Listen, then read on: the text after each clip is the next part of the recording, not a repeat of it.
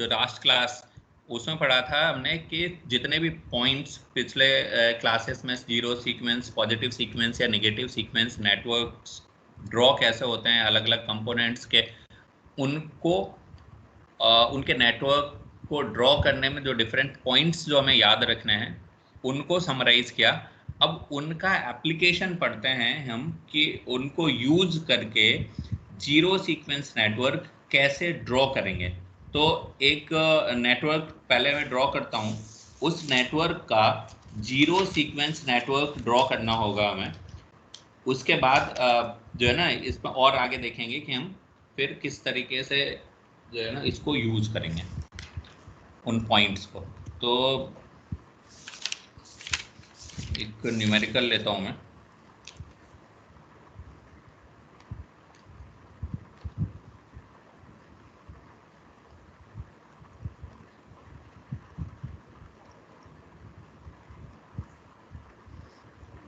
Numerical में एक generator है,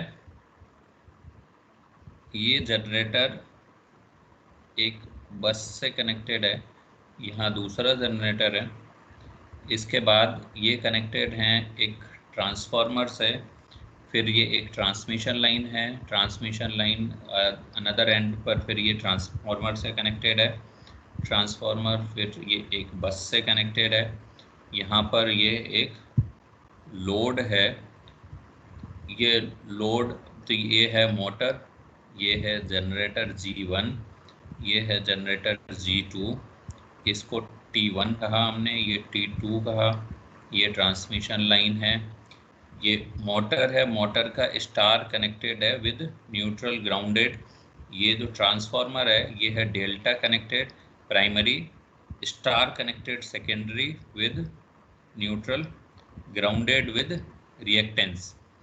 फिर जो ये ट्रांसफार्मर है इसकी star connected primary with neutral grounded और सेकेंडरी है इसकी डेल्टा कनेक्टेड।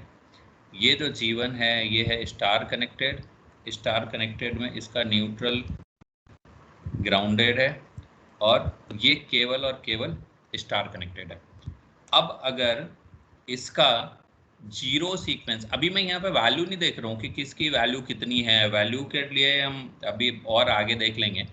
मैं सपोज ये एक नेटवर्क दिया हुआ है, इसका ड्रॉ करना है हमें जीरो सीक्वेंस नेटवर्क।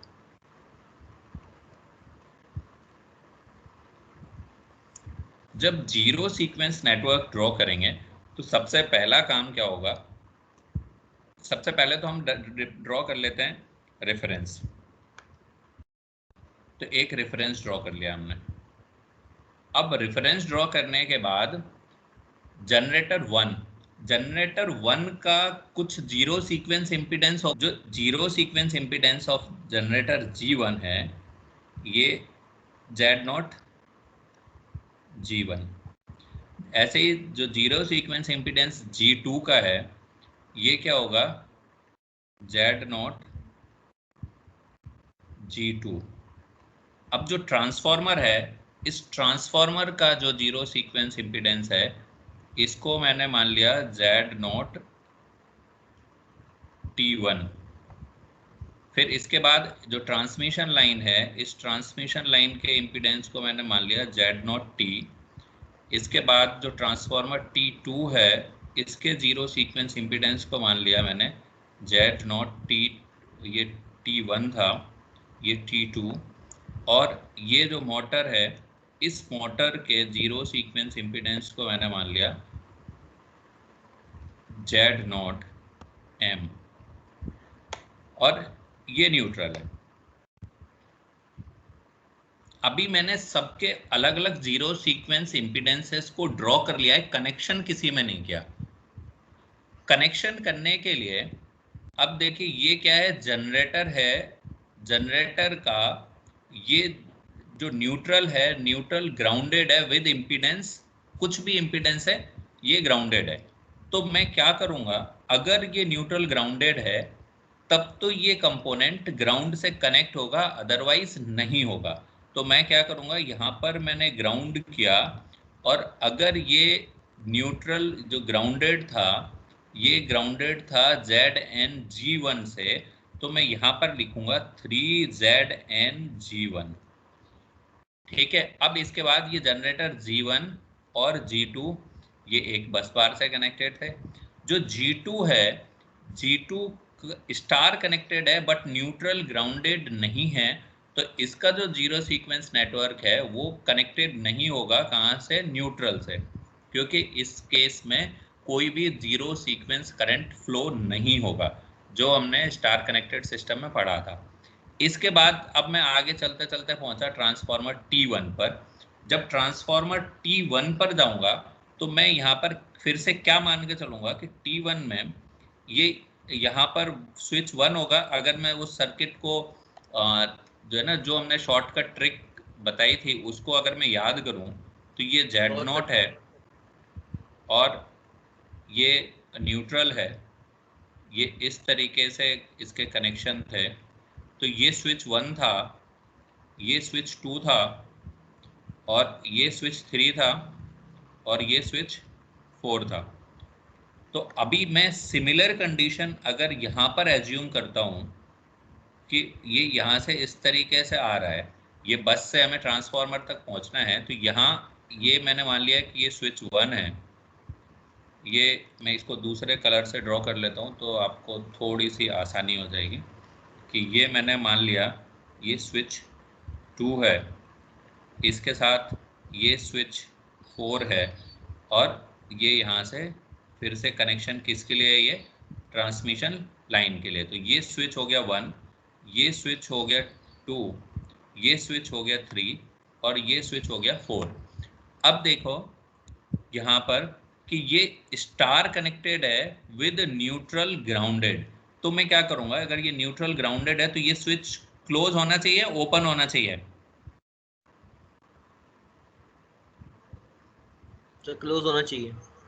ये क्लोज होना चाहिए। साथ में यहाँ पर जो इम्पीडेंस है, ये अगर मैं इसको मानता हूँ ZnT1, तो यहाँ पर जो इम्पीडेंस आएगा वो कितना हो जाएगा, ये 3 टाइम्स ऑफ ZnT1।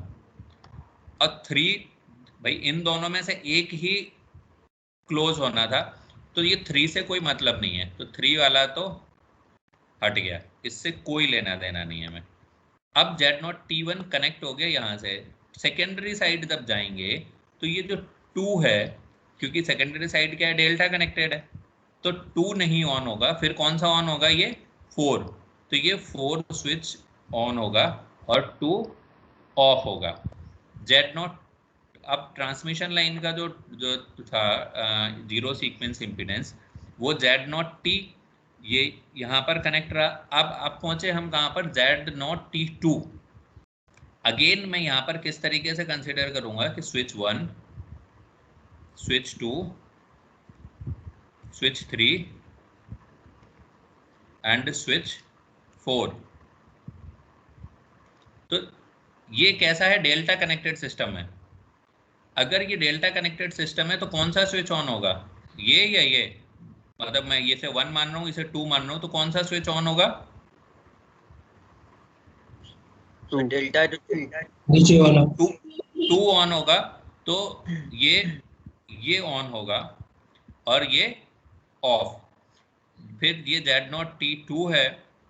अब इसके बाद जो सेकेंडरी साइड है, ये क्या है, स्टार कनेक्टेड है विद न्यूट्रल ग्राउंडेड, तो यहाँ पर ये वाला ऑन होना चाहिए, बट न्यूट्रल ग्राउंडेड है, तो ये अगर मैंने इसको ZnT2 माना हुआ है तो ये हो जाएगा 3ZnT2।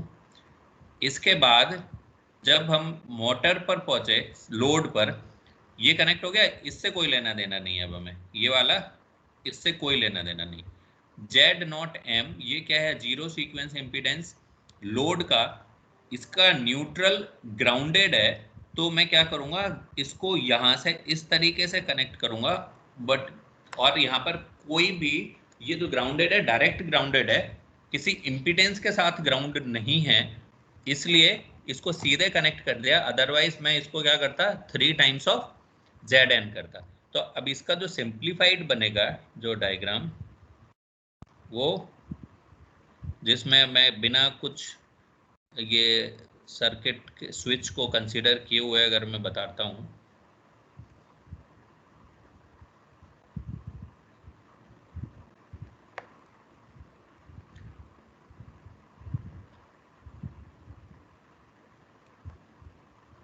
तो